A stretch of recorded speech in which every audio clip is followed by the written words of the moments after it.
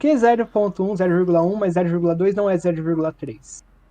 Se eu perguntar para vocês quanto que é isso, 0,1 mais 0,2, a resposta é meio óbvia, né? É 0,3. Mas se a gente perguntar isso para Python, olha o que ele responde. A resposta está quase certa, né? Tirando esse último dígito aqui, ó, esse 4. Mas será que isso é um bug, né? Algum erro do Python? Não, isso não é um bug. Na verdade, isso é um erro de representação de número de ponto flutuante. Não tem nada a ver com o Python. Mas sim com a maneira que esses números de ponto flutuante estão armazenados na memória do computador.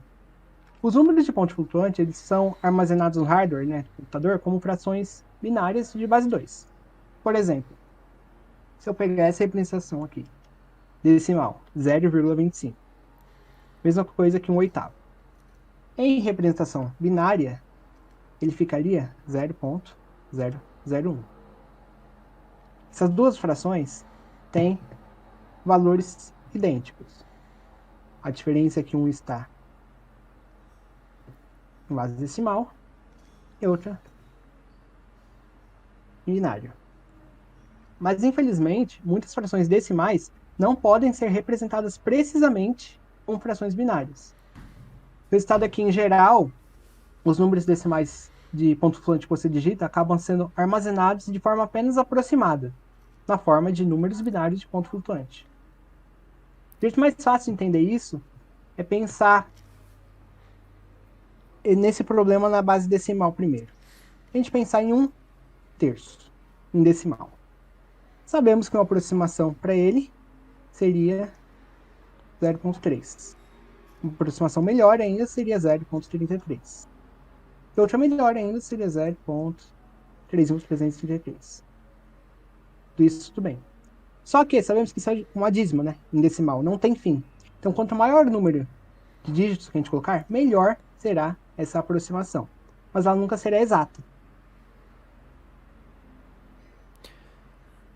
Da mesma forma, Matematicamente falando, o número não tem limite, só que a memória do computador tem limite, né? isso, exatamente. Se a gente pensar nesse número decimal aqui, 0,1, pensar na forma binária que ele é armazenado, ele não tem fim. Ele seria uma coisa mais ou menos assim, deixa eu ver se eu lembro. Aqui começa a repetir. Sem fim. Então o que o computador faz, né? O hardware faz?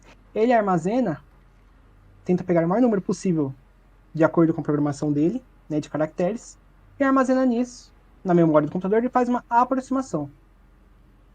Nesse caso aqui, de 1/10 que eu usei, a fração binária usada no computador é esse valor gigantesco aqui, ó. Ele pega os primeiros 53 bits dessa representação binária aqui, iniciando pelo dígito mais significativo, e divide por número binário, né, elevado a uma potência. Gente, rodar isso daqui, ó, o que ele responde. 0,1 mais um monte de zero, e depois ó, tem um númerozinho aqui. Ó. Essa é a aproximação que o Python e diversas outras linguagens no próprio computador utilizam para pensar em 0,1. É fácil esquecer que o valor armazenado é uma aproximação, né? Da fração decimal original, devido à forma que ela é exibida no interpretador do Python. O Python exibe apenas o valor aproximado dessa representação. Assim, se eu digitar 0,1, ele vai retornar 0,1. Mas, na verdade, o número que está nele é esse monte de zero aqui, com esse 56 no final. Essa natureza é própria do número de ponto flutuante binário, não é nenhum bug do seu código, né? Por isso, tem que ficar atento em algumas situações que você pode trabalhar no seu código. Por exemplo, semelhante à pergunta assim, se eu fizer essa continha aqui no Python e usar um comparador relacional, vai chegar em 0,3, olha o que ele retorna para a gente. Falso. Porque a aproximação que ele usa, tanto esse 0,1 quanto os outros, eles são valores aproximados. E a soma dessas aproximações é diferente da aproximação desse daqui, de 0,3. Aí você pensa, tá, um jeito que eu poderia utilizar para resolver isso seria utilizar round com uma casa. Mas mesmo se eu fizer isso, olha o que acontece.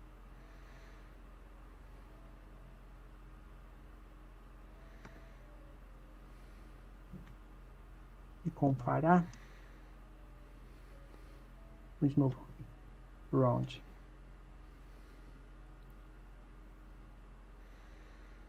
Olha o que ele retorna. Novamente ele retorna falso. Dessa forma, mesmo que você utilize esse round aqui, dependendo do seu código, ele vai retornar falso. E se você fizer um programa que dependa, pode ser utilizando uma condicional, um if que seja, mas que depende que o resultado aqui seja verdadeiro, você sabe que na matemática, né, na realidade, isso daqui é verdadeiro. Porém, para a programação, para o código, ele vai retornar falso. Um possível jeito de você contornar isso seria usando essa função round, fazer isso com o resultado dessa operação. Vou fazer novamente. 0.1 mais 0.1. E comparar.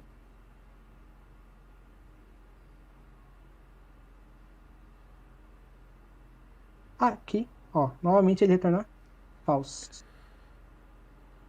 Mas se a gente aumentar essa... Cadê? Ele retorna verdadeiro. Porque o que ele está arredondando, né, pegando os algoritmos significativos, são do resultado dessa soma. Então a aproximação que ele vai utilizar é a mesma nesses dois casos. Então, se você fizer um programa que precisa comparar, utilizando números de ponto flutuante, né, números decimais, você sabe que não tem uma aproximação exata em binário, uma possível maneira de você resolver isso é utilizando esse round com o resultado da operação aritmética que você precisa. Esses erros, né, das operações de floating Python são heranças desse hardware mesmo de ponto flutuante. E a maioria dos computadores estão na ordem de não mais do que uma parte em 2 elevado a 53, né? 55 que eu fiz aqui, nessa conta aqui. Por isso, isso é mais do que suficiente para a maioria das tarefas, a maioria das operações, a maioria dos códigos que você vai escrever. Mas, se você for trabalhar com estatística, com uma matemática mais avançada, que seja financeira, isso pode gerar erros no código. E por isso, você sempre vai ter problemas com essa parte de arredondamento e utilizando esses comparadores aqui relacionais. Que pode retornar um falso positivo, né? Retornar falso quando você sabe que a expressão é verdadeira. E isso pode colocar seu código, fazer com que ele não funcione da maneira adequada, né, Matheus? Exatamente. Esse é um problema que acontece bastante quando a gente está utilizando Python para, por exemplo, manipular dados que vêm de sensores, que leem grandezas físicas. Os dados físicos geralmente são representados através de variáveis de ponto flutuante. Então, a solução que a gente faz normalmente é estabelecer um erro aceitável e aí você compara se a diferença entre determinados valores é menor do que determinado erro. Então você estabelece um erro de, sei lá, de 0,001. E aí você pega o valor A menos o valor B, ambos de variáveis de ponto flutuante. Se você quer comparar se eles são iguais, por exemplo, eu quero ver se o valor A é igual ao valor B. Por exemplo, você faz uma subtração aí do A menos B, pega o valor absoluto disso aí e compara e vê se o valor da diferença entre esses dois valores que foram lidos de um sensor, por exemplo, são menores do que o erro que você estabeleceu. Essa é uma solução. Agora, outra solução bastante comum quando a gente está trabalhando com moeda é armazenar tudo com número inteiro. Então, por exemplo, se você tem algum produto que custa R$ 1,49, geralmente muitas pessoas, muitos programadores costumam armazenar o valor como 149. Essa é a lógica, entendeu? Você pega lá as duas moedinhas dos centavos, normalmente, né, quando a gente está falando de produtos, uma loja, um e-commerce. Claro que se você for programar uma plataforma de investimentos, vai ter que ser muito mais preciso do que isso, mas você está falando de um e-commerce, você só se interessa nas duas moedinhas ou três moedinhas, você geralmente multiplica por 100 ou por 1000, seja lá a quantidade de casos decimais que importe para você, e representa os valores através de números inteiros. Aí você acaba evitando esse tipo de situação de cair nessas armadilhas aí dos pontos flutuantes na programação. Peraí, não fecha o vídeo ainda que eu tenho 3 recados muito importantes para passar para você. O primeiro é o seguinte, esse conteúdo que você acabou de assistir faz parte de uma live que acontece toda segunda-feira aqui no canal, onde nós tiramos dúvidas sobre Python e sobre conceitos de programação em geral. Para você mandar a sua dúvida, acesse a nossa comunidade no Discord, o link é o primeiro aqui na descrição. Segundo recado, se você é iniciante em Python, em programação, nós temos uma playlist com o curso completo dos fundamentos de Python. Esse curso vai dar para você a base necessária para você prosseguir na sua carreira como um programador. E o último recado, terceiro, é que se você quer levar o seu conhecimento de Python para o próximo nível, assista aos nossos vídeos criando projetos com Python e suas diversas bibliotecas. Quase toda quinta-feira a gente faz lives aqui no canal desenvolvendo esses projetos. A gente já criou uma agenda de contatos, a gente já criou um gerenciador de tarefas com Python e Django e todos os projetos ficaram muito legais. Para você conferir, veja a playlist que também está aqui na descrição e veja as nossas lives todas as quintas-feiras. Valeu e até o próximo vídeo.